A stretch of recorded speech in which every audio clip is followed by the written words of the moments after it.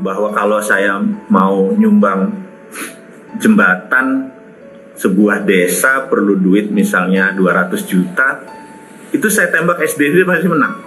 Dan itu ada buktinya. Teman-teman dari pesantren Hidayatullah, teman-teman dari Rumah Yatim Indonesia hafal banget dengan gerakan saya itu. Jadi kalau ada mau sumur, dan saya nggak melihat bahwa itu ada Islam, ada Buddha, ada pokoknya atas nama kemanusiaan kita eksekusi gitu ya.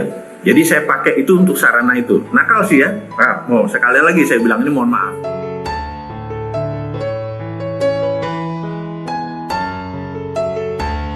Kembali ke tanah air tahun 91, setelah 6 tahun belajar di sana, saya cuma mengingat gitu ya, mengingat pengalaman aja. Kemudian ada waktu itu momen yang namanya judi SDSB gitu ya.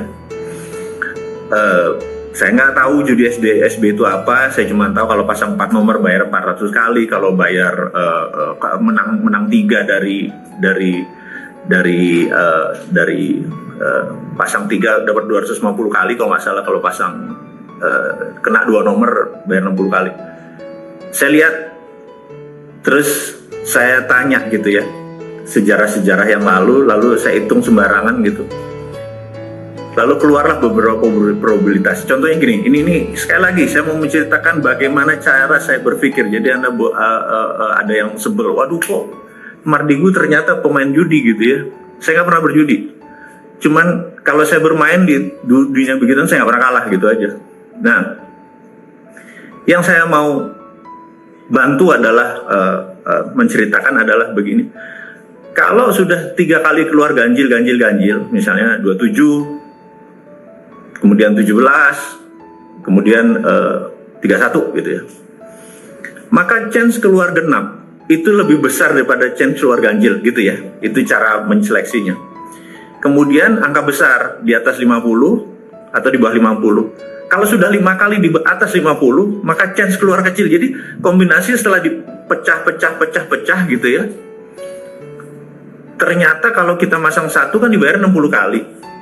Kalau kita pecah 4, ternyata kalau itu pasang 25-25-nya, maaf ya, kalau 100 dibagi 4 kan, kita pecah ganjil genap, kita pecah besar kecil, maka ketemu probabilitas 25. Pasang 25, jadi pasang 1000, 25 titik tadi, 1000, 25.000, kena lo 60-nya. Jadi untungnya 35 perak, 35 ribu gitu ya. Ini setiap minggu kalau kayak gitu saya bilang ini sih bukannya gambling, karena chance menangnya gede banget. Udah kayak main saham aja, udah kayak berbisnis aja. Bisnis malah bisa gambling, kita invest di franchise sesuatu belum tentu tempatnya laku, malah ini chance-nya lebih besar itu waktu itu. Tapi saya tidak tertarik untuk main begituan. Nah, suatu hari ada sahabat saya namanya Herman Hasto. Dia memberikan saya sebuah buku, satu CEO-nya Chinese, astrologi, dan primbonnya Jawa gitu. Itu pertama kali dalam hidup saya membuka 2 buku tadi, dan sahabat semua tahu bahwa saya penggila buku. Saya 1 bulan minimum 2 buku, tapi buku saya nggak populer, buku geopolitik, geostrategi, bukan buku ekonomi populer gitu ya. Selama 3 minggu ini aja saya sudah membaca 8 buku, pala saya udah pengen meledak aja karena nggak jalan dengan sistem pemerintah Indonesia tuh bawaannya gitu. Ini pemerintah Indonesia nggak pernah baca buku apa gitu ya bawaannya. Oke, balik lagi. Buku CEO tadi dan buku tadi saya baca gitu ya. Di mana, di Primbon. Kemudian saya bilang, astrologi ini ternyata ilmu pasti, ilmu sains gitu ya, ilmu sains, karena matematik sekali gitu. Jadi misalnya kalau horoskop berbasis Yunani punya itu kan, orang dalam 1 bulan dilihat rasi bintangnya, masuk Capricorn, masuk Libra, masuk itu, kemudian dia memulai prediksi bahwa kalau ini ketemu di masa ini maka dia akan lagi happy moodnya, lagi sedih, lagi bahagia, lagi lancar, dan lain sebagainya. Chemistry aja. Nah, formasi CEO itu di dalam setahun dengan formasi ya, entah itu monyet karena bentuk formasi tata surya dan lain sebagainya, dan ada 12, dan begitu ke-13 ternyata balik lagi formasi 1. Ternyata semesta ini kan round, muter ya. Jadi kita lihat gerakan itu muter, jadi balik lagi ya.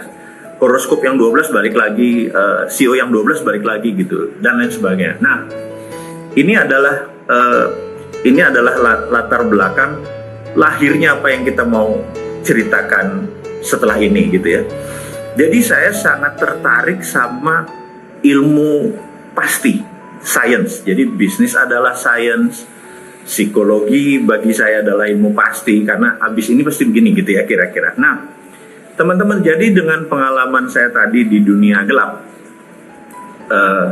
akhirnya kita bisa membuat pelajaran yang baru, bahwa kalau saya mau nyumbang jembatan sebuah desa perlu duit misalnya 200 juta, itu saya tembak SDB pasti menang.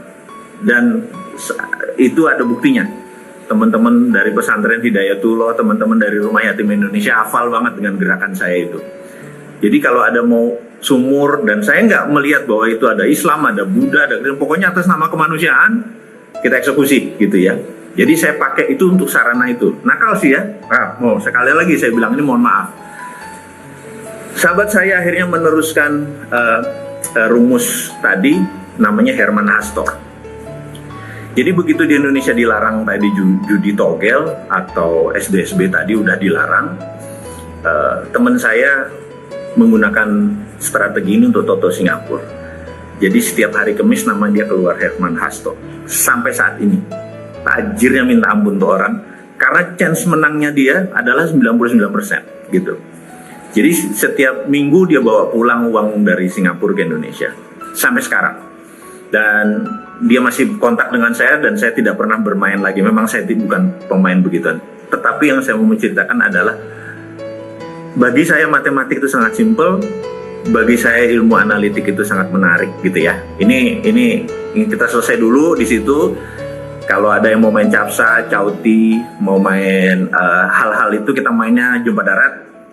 Lagi kayak gini kan kita di rumah ya main 41 kayak main remi dan lain sebagainya ya, kita main itu adalah bentuk, dan tidak ada taruhannya, paling kalau kalah push up gitu ya, membuat cheer up suasana aja. Oke, sekarang kita masuk ke Sio Kaya.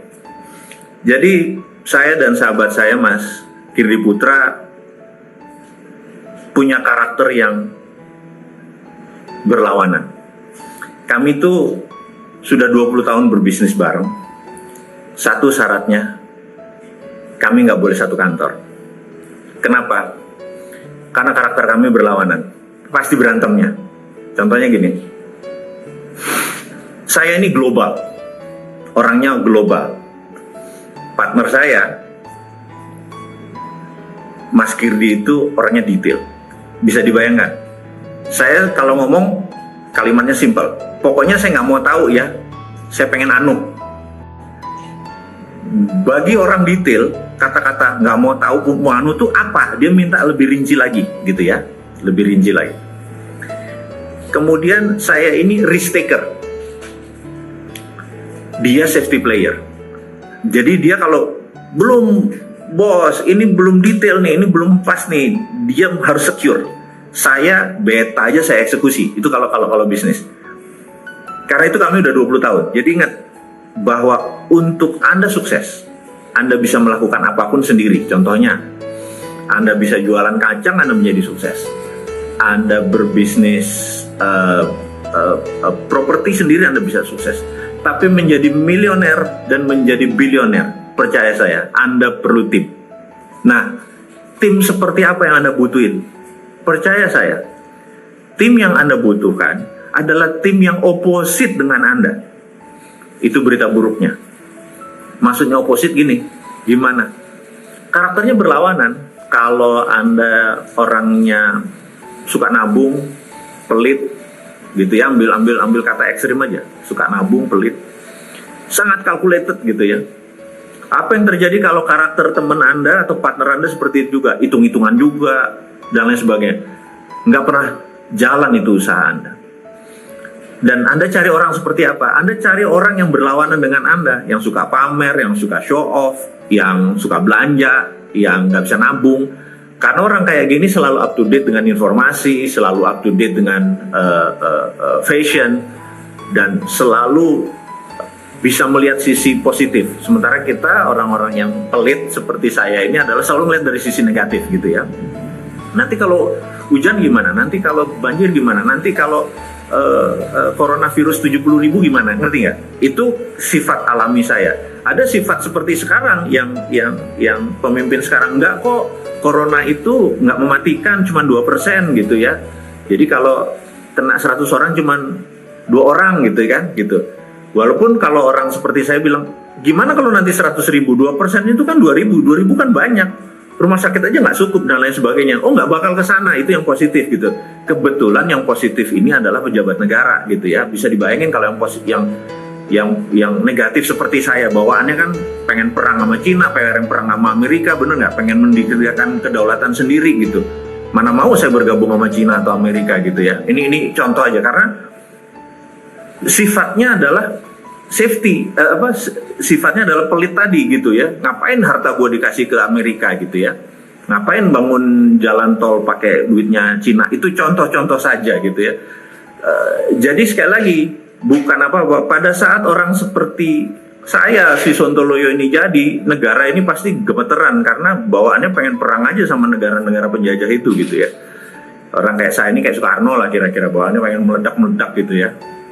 Jawa Timurannya keluar, anco-ancoin orang gitu ya, anco-ancoin negara lain gitu. Pasti gayanya orator yang nembak-nembak Trump lah, kalau nanti penggantinya siapa juga serang juga gitu. Oke, itu hanya sebagai contoh. Nah, jadi kita kembali ke Sio Kaya. Untuk sukses Anda bisa melakukan apapun, tapi untuk jadi milioner atau bilioner Anda perlu partner. Dan partner ini karakternya harus berlawanan dengan Anda, karena siapa yang garuk punggung Anda adalah orang partner Anda. Jadi teamwork. Jadi talent, bakat Anda, win the game. But championship need a teamwork. Jadi teamwork, win championship. Sekali lagi, yang kita mau ceritakan hari ini adalah kedua-duanya. Bagaimana menemukan talent kita dan bagaimana kita mencari partner gitu ya. Nah, Sio Kaya ini akhirnya adalah dapat 2 hal yang saya pelajari. Satu dari CEO-nya Primbon Jawa tadi. Yang pertama adalah dari Carl Gustav Jung. Saya ini mengidolakan dia sekali. Jadi saya pelajari tentang sifat. Jadi manusia itu ada 2. Manusia itu ada 2. Ada orang manusia yang sangat kreatif atau orang langit, ada orang yang di bawah yaitu orang bumi, orang sensori. Orang sensori. Jadi dari kalau Anda berbisnis internet, berbisnis digital marketing, Anda cuma bisa menjual ke 75% manusia. Anda tidak bisa menjual ke 25% manusia yang orang sensori. Orang sensori ini dia harus menyentuh dulu. Misalnya dia mau beli kain, spray gitu, dia harus sentuh spraynya. Dia nggak mungkin lewat nggak mungkin lewat internet karena dia nggak bisa pegang, dia nggak bisa nyium baunya. Itu orang sensori. Tapi sisanya mereka bisa membeli lewat internet base. Jadi jangan pikir Anda berbisnis digital bahkan bisa mendapatkan 100% market. Nggak bisa yang sensori. Jadi orang bumi kita sebut orang sensori dan orang langit. Kemudian tadi ada orang yang people person. People person adalah orang yang suka orang. Kemudian ada system person. Orang yang tidak comfort dengan orang lain, dia selected. Kemudian dia mempunyai lebih nyaman sama people system. System person, orang introvert adalah system person, orang extrovert adalah people person.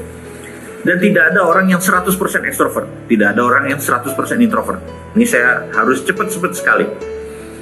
Jadi ada yang 70% extrovert, 30% introvert, dan lain sebagainya. Nah, balik ke topiknya. Ternyata kalau 4 itu digabung, orang kreatif, orang sensori, orang ekstrovert, orang introvert, ada 4 karakter utama di sini, 4 karakter utama yang kita bilang orang satu gitu ya. Nah, dan tentunya ada yang cross, ada yang orang langit ketemu orang people person, ada people person ketemu orang bumi gitu ya. Ada jadi 4 Sio Kaya Anda. Ini yang saya mau diskusikan. Jadi pertanyaannya adalah Anda tahu nggak Anda masuk yang mana gitu ya. Itu kalimat yang saya mau tanya Anda. Mana karakter Anda? Itu satu.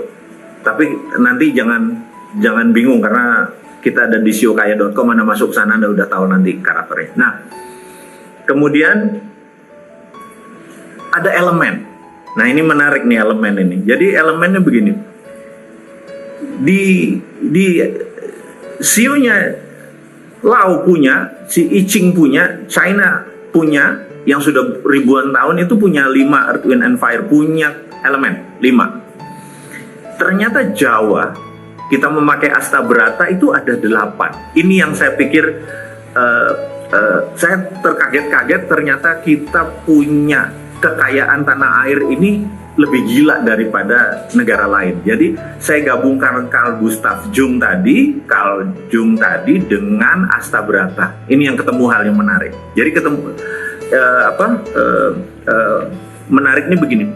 Kita tahu ada karakternya di Astabrata tuh ada bintang, matahari, api, angin, tanah, samudra, air, dan bulan. Jadi 8. Sekali lagi, ada bintang, matahari, api, angin, tanah, samudra, air, dan bulan. Jadi 8 karakter elemennya tadi.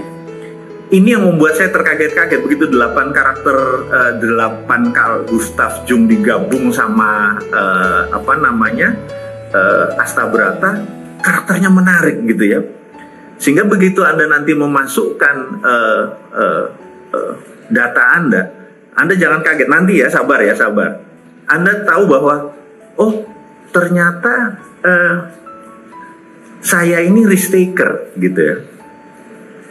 Saya ini safety player. Bayangin, sampai itunya ketangkep tuh. Kemudian ada 3 hal lagi yang menarik. Drivennya Anda, jadi gini, manusia itu ada driven, ada drive yang membuat seseorang itu maju. Ada drivennya by love, seperti misalnya siapa yang love ya, yang paling terkenal, Mother Teresa. Itu drivennya love gitu. Dia dicederai, dia dilukai, dia tetap memberikan cinta. Kemudian Nelson Mandela, itu drivennya love. Anda tahan dia 28 tahun dalam lockdown dengan penjara yang sangat kejam. Keluar dia tidak membenci satu orang pun yang membuat dia tersakiti. Driven dia love gitu ya. Jadi kalau orang sudah bisa menaklukkan dirinya, drivennya adalah cinta. Dan ini adalah derajat tertinggi. Ada 2 lagi derajat driven seseorang. Yang satu adalah drivennya by fears atau rasa takut. Biasanya nih seperti saya yang orang Jawa.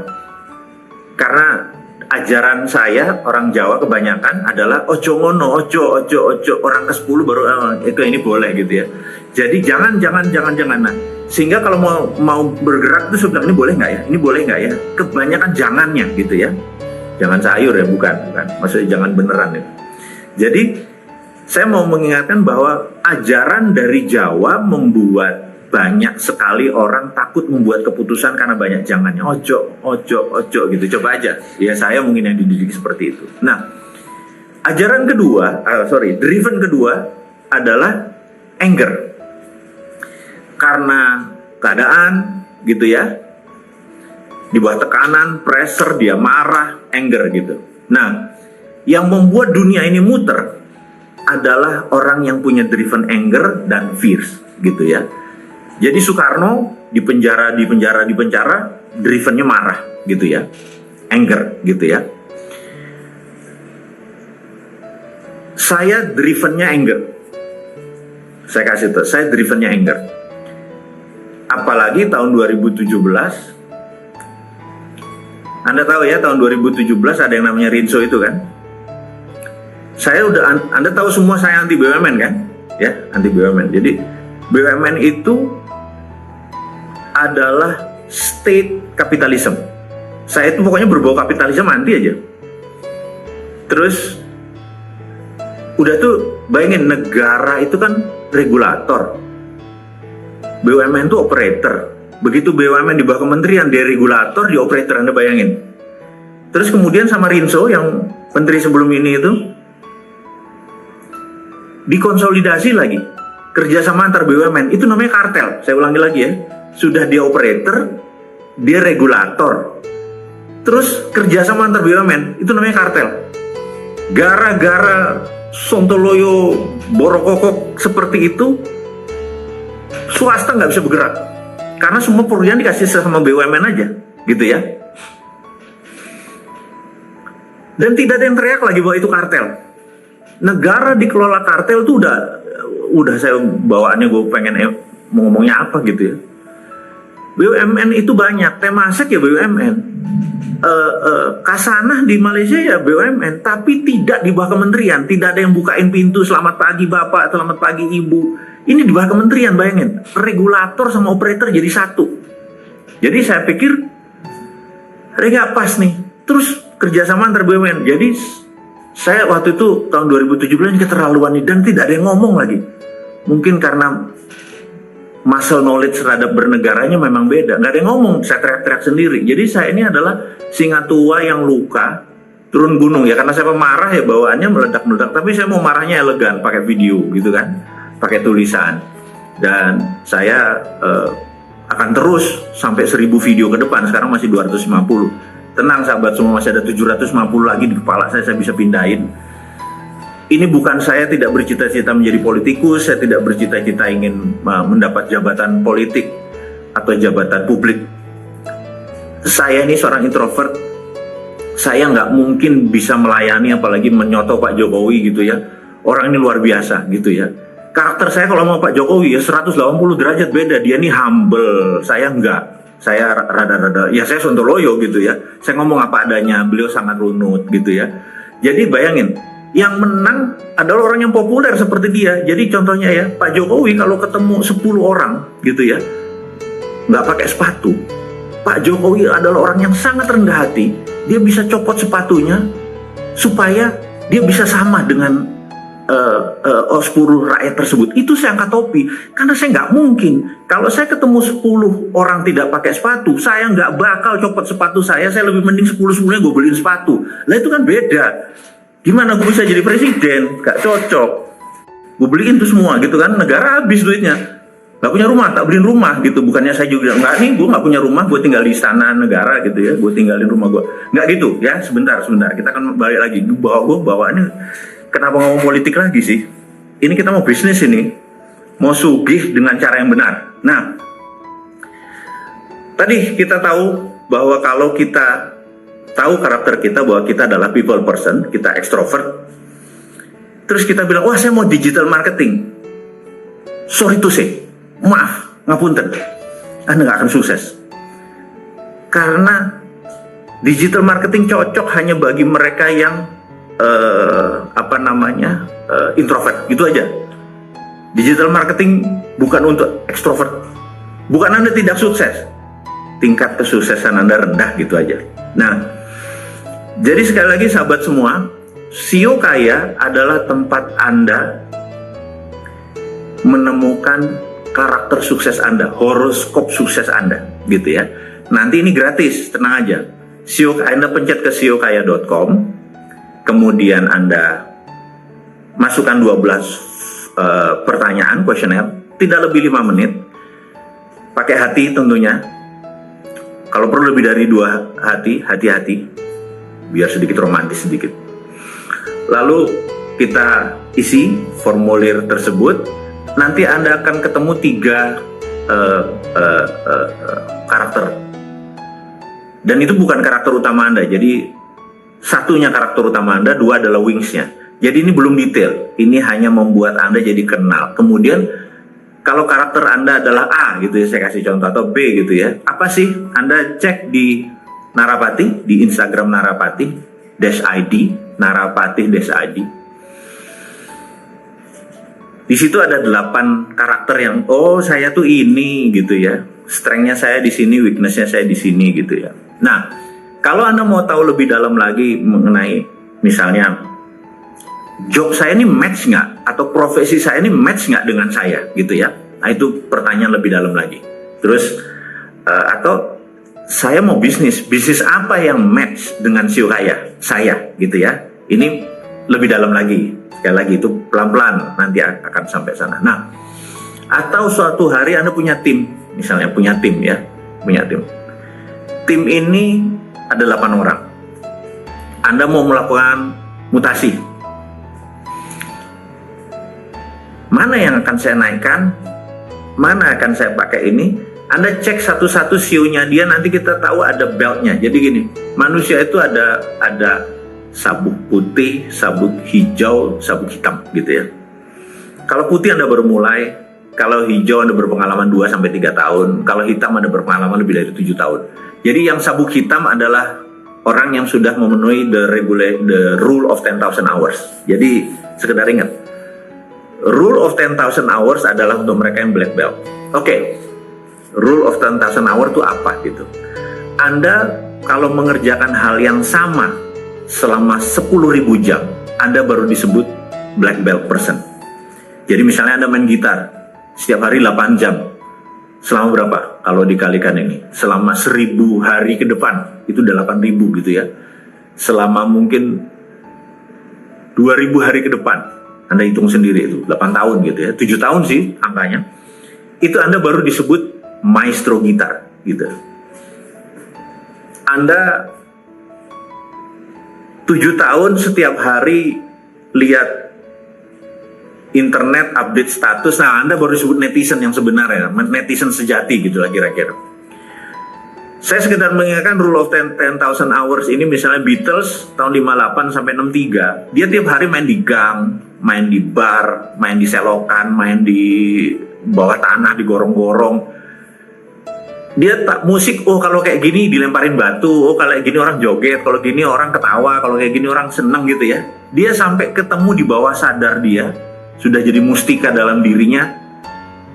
Oh, inilah yang namanya musik yang dicintai orang. Begitu tahun 63 dia pergi ke Amerika, boom, meledak gitu ya. Langsung menaklukkan Amerika dan menaklukkan dunia. Jadi dia kena the rule of 10,000 hours dulu. Jadi kalau Anda sebagai pemusik memenuhi 10,000 hours, Anda ngamen aja setiap hari gitu ya. Mungkin kalau baru 2-3 tahun Anda nyanyi ya masih sabuk hijau gitu ya. Nah, nanti Anda bisa tahu, oh sio saya ini ternyata tim saya yang ini sabuk hijau, yang ini sabuk hijau, yang ini sabuk putih, yang ini sabuk hitam. Begitu diubah, oh oke. Tim saya tuh yang nilai paling tinggi adalah kalau ini yang paling atasan, kalau ini dipakai gitu dan lain sebagainya. Itu nanti namanya sio strength. Jadi sekali lagi, tadi kita tentang sio kaya untuk mengetahui karakter utama Anda, kemudian tahu tim Anda, dan terakhir adalah sio strength gitu. Tapi sekali lagi itu sabar ya.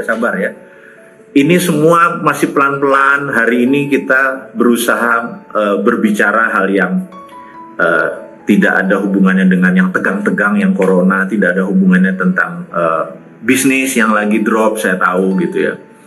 Tapi kita berbicara sesuatu yang sangat ringan.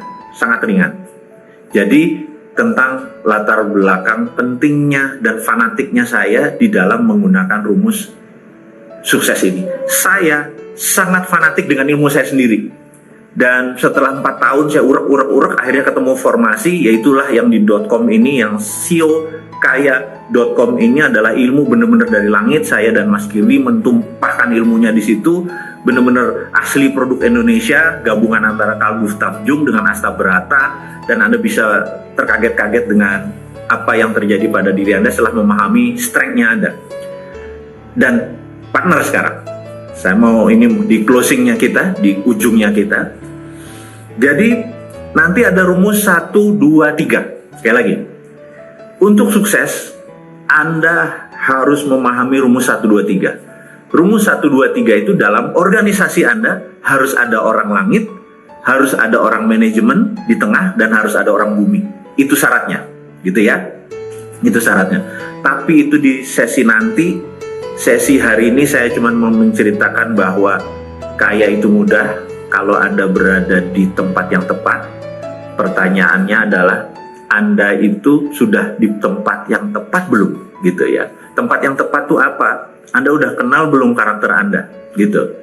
Apakah Anda people person? Apakah Anda seorang kreatif? Nah, nanti Anda begitu orang kreatif, orang langitan, Anda tahu. Anda punya masalah seperti saya.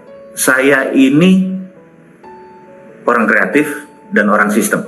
Jadi posisi saya di kiri atas, gitu ya. Nanti Anda bisa tahu apa itu kiri atas. Saya bawaannya pengennya mencipta terus, gitu. Dan ini masalahnya. Kenikmatan saya adalah di dalam mencipta. Jadi pengennya buat sesuatu yang baru, buat sesuatu yang baru, buat sesuatu yang baru. Jadi contoh misalnya kayak gini. Bagaimana bisa menyelesaikan masalah ekonomi di Indonesia? Ini sekali lagi lompat sedikit ke politik supaya paham, karena otak saya pengennya mencipta aja. Ada sahabat saya, namanya Jackson. Ini sekali lagi ya, ini di ujung ya, jangan panjang-panjang ya.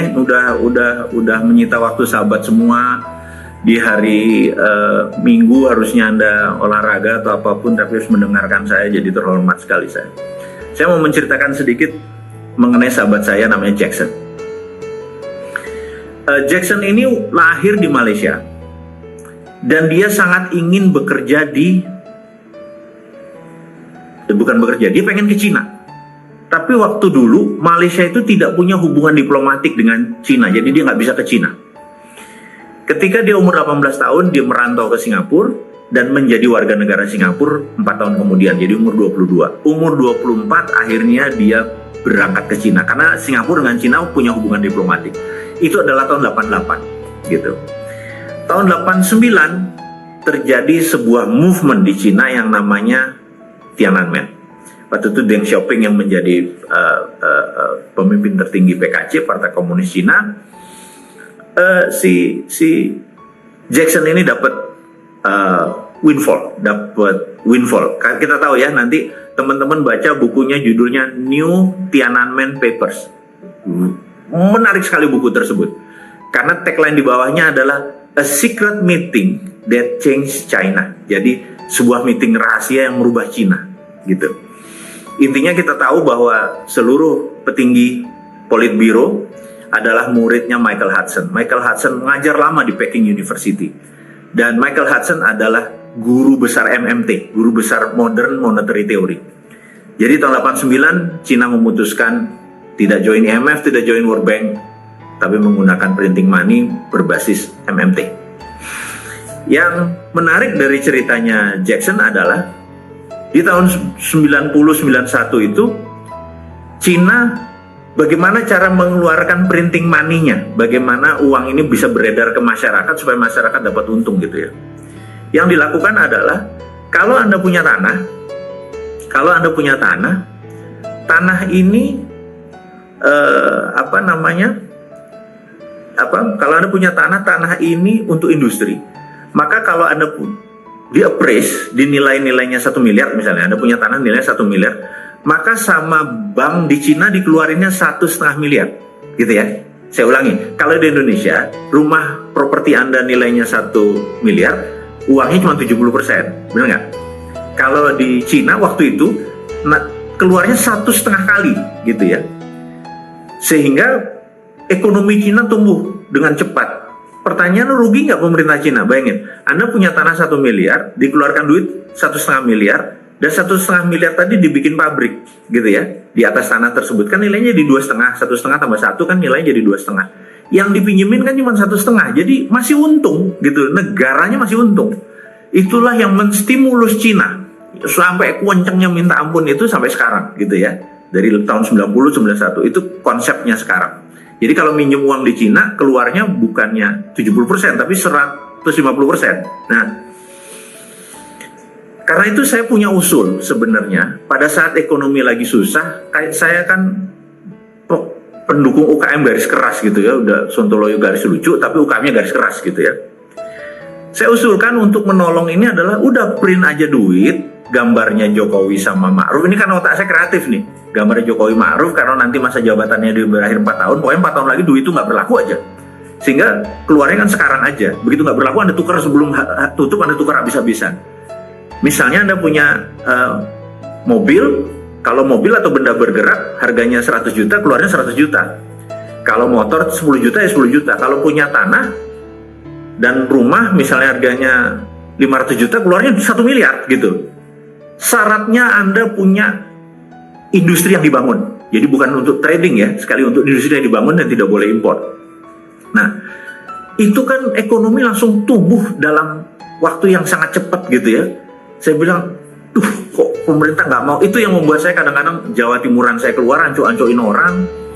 Karena di kepala saya sesederhana itu. Kalau ditanya nggak mungkin, itu apanya yang nggak mungkin? Jadi saya malah nggak bisa terima, otak lu isinya apa sih gitu. Lu NKRI nggak sih gitu, yang selalu saya tantang gitu ya.